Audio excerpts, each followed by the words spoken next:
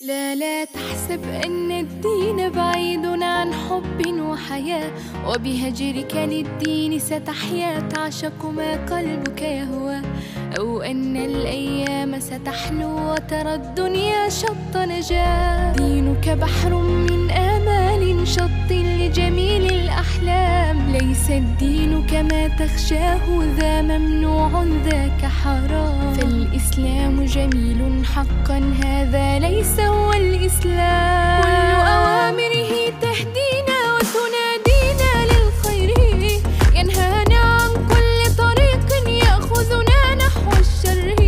فالله رحيم وحليم يدعو دوما للبر، في الدين صلاة وصيام وكذلك فرح وسرور، والمتدين من تلقاه مبتسما حلوا كالنور يسعى